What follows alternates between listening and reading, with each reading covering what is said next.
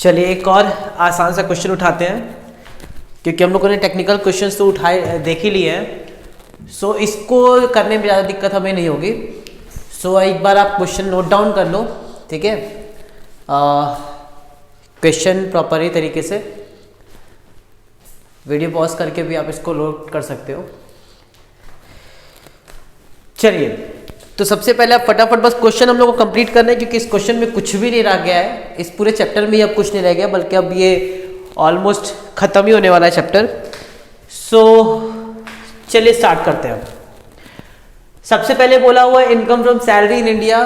Salary receive हुई है India में, तो सोचना ही नहीं है। इनकम रिसीव हुई है इंडिया में, तो तीनों को टैक्स देना होगा, तो तीनों को टैक्स दे देंगे, क्योंकि इनकम रिसीव हुई है और एक्रू हुई है इंडिया में। डिविडेंड फ्रॉम इंडियन कंपनी, लो बेटा इंडियन कंपनी आ गया, इंडियन कंपनी आ गया, इंडियन कंपनी आ गया, तो कुछ सोचना ही नहीं है। इंडियन कंपनी से डिविडेंड मिला है तो रिसीव कहीं भी करो, क्योंकि इंडियन कंपनी है तो अक्रू और राइस इंडिया में हुई है। चूंकि यहाँ पे डिविडेंड है इसलिए एग्जेम्प्ट है, और एग्जेम्प्ट है सेक्शन 10 सबसेक्शन 34 में, तो हम लोग यहाँ पे एग्जेम्प्ट लिख देंगे। अगर इसकी जगह कुछ और होता तो उस केस में हम लोग टैक्सेबल कर देते तीनों ही केस में। क्यों? क्योंकि वो इंडियन कंपनी है। ठीक है, ठीक है sir. Income from house property in India, house property कहाँ है? इंडिया में है। अक्रू और राइस कहाँ हो रही है? इंडिया में हो रही है। अक्रू और राइस अगर इंडिया में हो गई तो कुछ सोचना ही नहीं है। इसका मतलब पाकिस्तान में करो, लंदन में करो, पेरिस में करो, कोई मतलब नहीं है। इनकम एक्रू हुई है इंडिया में तो तीनों को टैक्स देना होगा, तो यहां पे लिख देंगे इनकम एक्रू और राइज इंडिया में तीनों को।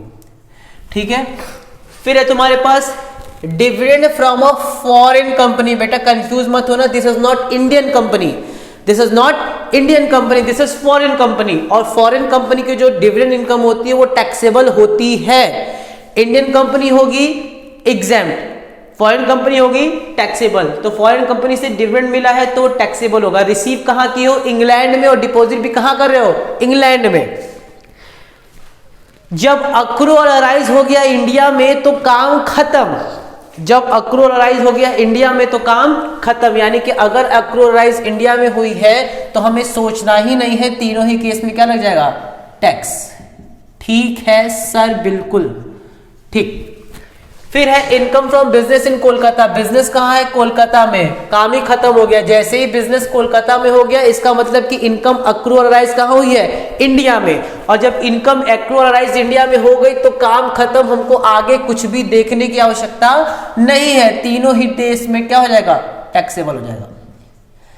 कितना आसान हो गया ये चैप्टर, कितना आसान हो गया ये chapter. Income from business in USA. Business कहाँ है? यूएसए में है। जब बाहर की दुनिया में जाते हैं तो हमारा ध्यान होता है कंट्रोल, मैनेजमेंट। कंट्रोल और मैनेजमेंट किसके हाथ में है? अगर वो इंडिया में हाथ में है, इंडिया के कंट्रोल में है, तो आरओआर और आरएनओआर देंगे। अगर इंडिया के कंट्रोल में नहीं है तो सिर्फ आरओआर देगा। कितना आसान है। अब बिजनेस है यूएसए में तो देखेंगे कंट्रोल कहां से। ओ माय गॉड, कंट्रोल कहां है? कानपुर। कानपुर कहां है? इंडिया में। कंट्रोल कहां है? इंडिया में। इसका मतलब कि दोनों देंगे, आरओआर भी देगा और आरएनओआर भी देगा। अगर यही होता कानपुर की जगह स्विट्जरलैंड, तो स्विट्जरलैंड के केस में सिर्फ और सिर्फ कौन देता? आरओआर देता। क्यों? क्योंकि कंट्रोल कहां है? आउटसाइड इंडिया है। Income earn in Australia, receive there on but bought in India. Income earn हुई है ऑस्ट्रेलिया में, रिसीव कहां की हो? वहीं। इनकम कमा भी रहे हो बाहर, रिसीव भी कर रहे हो बाहर, और लेकर के आ रहे हो इंडिया में। सर लेकर के आ रहे हो का मतलब रेमिट होता है क्या? मैंने कहा बिल्कुल सही। बॉट कहो या रेमिट करो, बात एक ही है। इसका मतलब कि कमा रहा है बाहर, रिसीव कर रहा है बाहर, इसका मतलब कि सब कुछ है बाहर। इंडिया में लेकर आ रहा है, इसका मतलब रेमिट कर रहा है, इसका मतलब कि ये एक्रू और राइज हुई है बाहर, और इस केस में सिर्फ और सिर्फ कौन पे करेगा? आरओआर। हिज मैटरनल अंकल, उसके मामा ने बैंकड्रॉप भेजा है फ्रांस से। उसके मामा ने बैंकड्रॉप भेजा है फ्रांस से, इसका मतलब रिसीव कहां हो रहा है? इंडिया में हो रहा है। ओके, इंडिया में रिसीव हो रहा है एज अ गिफ्ट, बेटा गिफ्ट रिसीव करो, कुछ भी रिसीव करो आपको टैक्स देना पड़ेगा। ठीक, गिफ्ट के लिए कुछ कंडीशन होती है जब हम लोग पढ़ेंगे इनकम फ्रॉम अदर सोर्स। क्या पढ़ेंगे? Income from other source. तो उसमें कंडीशन है, उसमें यह बोला गया है कि साल भर में 50,000 तक का गिफ्ट क्या होगा? माफ हो जाएगा। साल भर में 50,000 तक का गिफ्ट क्या हो जाएगा? माफ हो जाएगा। और उसके ऊपर अगर आपको मिलता है तो टैक्सेबल हो जाएगा। यहां पे मिल रहा है 25,000, 20,000, तो वो तो वैसे भी माफ हो जाएगा। लेकिन हमारा और आगे जाना है। जब हम इनकम फ्रॉम अदर सोर्स पढ़ेंगे तो उसमें जब गिफ्ट पढ़ेंगे तो गिफ्ट में एक और क्राइटेरिया है कि 50,000 वाला तो है ही, साथ में ये भी है कि अगर शादी के दिन, किस दिन? अगर शादी के दिन कितने का भी गिफ्ट मिल जाए, शादी के दिन आपको कितने का भी गिफ्ट मिल जाए वो माफ होता है। इनकम टैक्स डिपार्टमेंट ने शादी के दिन आपको माफ कर दिया कि चल बेटा इस दिन तू कुछ भी ले ले, तेरे से एक भी रुपया टैक्स नहीं लूंगा। लेकिन याद रखना जिंदगी में सिर्फ एक दिन, और वो कौन सा है? शादी का। इसके अलावा अगर मैरिज एनिवर्सरी होती है तो एनिवर्सरी का कुछ भी हिसाब किताब नहीं है। यानी कि मैरिज पे अगर आपको गिफ्ट मिलता है तो वो माफ हो जाता है, नॉन टैक्सेबल। क्या हो जाता है? माफ हो जाता है। ठीक है, ओके। मैरिज एनिवर्सरी मिलेगा, तीनों केस में टैक्सेबल हो जाएगा।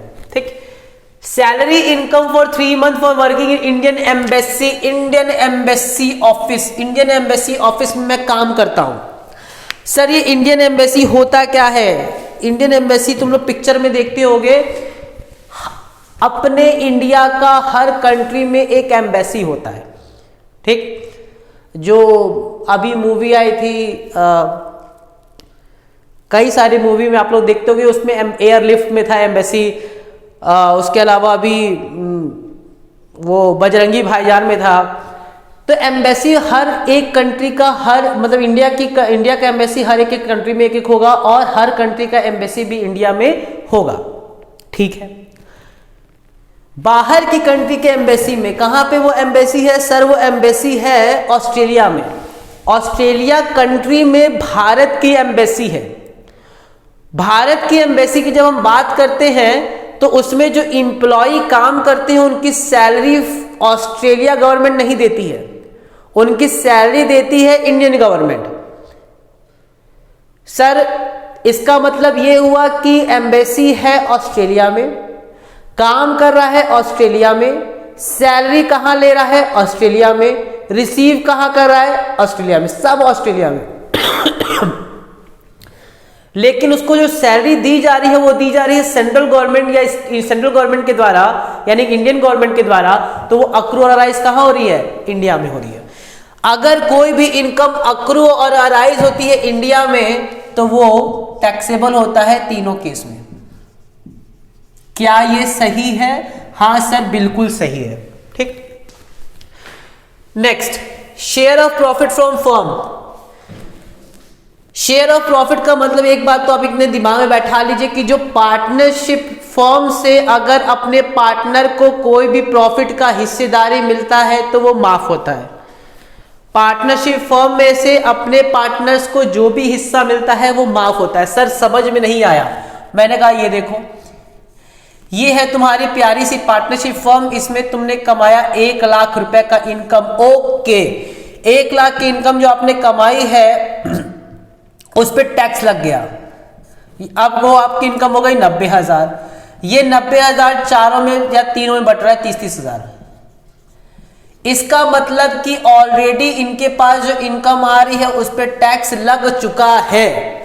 जब हम लोग पढ़े थे principle of double taxation avoidance, double taxation avoidance का मतलब होता है कि एक ही इनकम पे 2 बार टैक्स नहीं लगेगा। एक बार ऑलरेडी जब टैक्स लग चुका है तो दोबारा इनके हाथ में टैक्स नहीं लगेगा। इनका मतलब कि जो 30,000 रुपया मिल रहा है उस पर टैक्स नहीं लगेगा, तो वो क्या हो जाएगा? माफ हो जाएगा।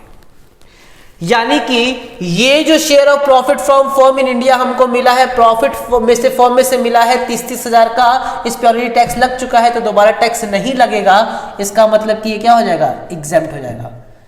सर बिल्कुल क्रिस्टल क्लियर हो गया। पास्ट अनटैक्स्ड इनकम, ऐसी इनकम जो पहले ही टैक्स लगने वाली नहीं थी, अगर बाद में भी आप उसको इनकम मिलेगी तो उस पर टैक्स नहीं लगेगा। जब सरकार खुद ही करे अरे इस पे हमको टैक्स लेना ही नहीं है, और अगर आपको वो इनकम हो रही है तो दोबारा उस पर टैक्स नहीं लगेगा। क्यों? क्योंकि उस पर पहले ही सरकार कह रही है कि इस पर हम टैक्स नहीं लेंगे। तो अगर उस समय वो अनटैक्स रहा होगा तो फिर से उस पर टैक्स नहीं लगेगा, यानी कि ये नॉन टैक्सेबल हो जाएगा। पीपीएफ सारे बच्चे याद रखेंगे। पीपीएफ जो होता है public provident fund, public provident से जो भी इनकम आपको मिलती है वो होता है एग्जेम्प्ट। पीपीएफ से जो भी आपको इनकम होती है वो होता है एग्जेम्प्ट। घबराइए मत बच्चा लोग, हम लोग एग्जेम्प्ट इनकम की क्लास करेंगे। एग्जेम्प्ट इनकम की जब क्लास करेंगे तो उसमें बहुत सारी लंबी लिस्ट है। फिलहाल में इतनी बात याद रखना कि पीपीएफ से जो पैसा मिलता है वो क्या होता है? एग्जेम्प्ट होता है। Interest on debenture from Indian company. अरे सर आपने तो कहा था इंडियन कंपनी, और इंडियन कंपनी जब आए तो कुछ भी देखने की जरूरत है ही नहीं। इंडियन कंपनी से जो भी मिलता है वो क्या होता है? एग्जेम्प्ट होता है। लेकिन इनकम टैक्स में थोड़ा बहुत देखना पड़ता है। इंडियन कंपनी से अगर आपको डिविडेंड मिलता है, क्या मिलता है? डिविडेंड, लाभांश। भारतीय कंपनी से अगर आपको लाभांश मिलता है, डिविडेंड मिलता है, तो वो सेक्शन 10 सबसेक्शन 34 में एग्जेम्प्ट होता है। लेकिन अगर आपको इंटरेस्ट ऑन डिबेंचर मिल रहा होगा, यानी कि आपने कंपनी के डिबेंचर इशू किए थे, कंपनी के आपने डिबेंचर लिए और आपने उनको पैसा दिया और कंपनी अब आपको इंटरेस्ट दे रही है, तो वो जो इंटरेस्ट होगा वो टैक्सेबल होता है। वो क्या होता है? टैक्सेबल होता है। Dividend exempt, interest on debenture taxable. अब मामला फंसा कि वो कंपनी कहाँ की है? वो इंडिया की है। तो एक्रूअराइज कहाँ हो रही है? इंडिया में हो रही है। अगर एक्रूअराइज इंडिया में हो रही है तो रिसीव कहीं भी करो, वो तीनों ही केस में क्या होगा? टैक्स लगेगा। खत्म, खत्म कहानी, खत्म। ठीक है, इसको आप आराम से टोटल कर लेना। नहीं सर आप ही टोटल करिए, हम लोग कहाँ इतना काम करते हैं। मैंने कहा ठीक है। 50, 20, 70, 10, 80, 20, 1 लाख, 1,72,000, 1,90,000। ओके, 50, 20, 70, 10, 80, 1 लाख, 1,12,000, 1,12,000, 1,14,000, 1,84,000, 1,84,000 और 10, 1,84,000 और 10, 94 और 8, 2,02,000। फिर 50, 20, 70, 80, 1 लाख, 1,10,000, 1,12,000, 1,17,000, 1,37,000, 1,37,000, 1,39,000, 2,09,000, 2,27,000। ठीक, चलिए इस तरीके से आप लोग का खत्म होता है unit 1 and unit 1 that is residential status. कोई भी दिक्कत होगी बच्चा लोग, किसी भी तरह का प्रॉब्लम होगी तो आप क्वेश्चन शेयर कर देना, हम लोग उसको डिस्कस कर लेंगे प्रॉपर तरीके से। आपके दिमाग में कोई भी क्वेश्चंस आ रहा होगा तो उसको भी हम डिस्कस कर लेंगे। तो सिर्फ आप मुझे बता देना कि सर इस क्वेश्चन में मुझे प्रॉब्लम है, तो हम लोग उसका क्वेश्चन को सॉल्यूशन कर देंगे। ठीक है, चलिए फिलहाल के लिए आप इसको नोट डाउन कर लो। नेक्स्ट क्लास से हम लोग स्टार्ट करेंगे बहुत ही रेलेवेंट चैप्टर, बहुत ही रेलेवेंट यूनिट जिसको बोलते हैं income from salary. Income from salary बहुत रेलेवेंट चैप्टर है, बहुत इंटरेस्टिंग चैप्टर है, बड़ा मजा आएगा करने में। ठीक है, तो चलिए नेक्स्ट क्लास से हम स्टार्ट करेंगे इनकम फ्रॉम सैलरी। फिलहाल आप इसको नोट डाउन कर लो।